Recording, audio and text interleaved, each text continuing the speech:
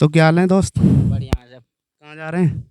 खेत पे जा रहे हैं जी। अच्छा भाई साहब, अगर आपने मेरे 3 सवालों का जवाब दे दिया तो मैं आपको ये 100 रुपये दे दूंगा। पूछिए साहब। अच्छा, पहला सवाल, कौवा कैसी आवाज़ निकालता है? काँव काँव की। ठीक है। मेंढक कैसी आवाज़ निकालता है?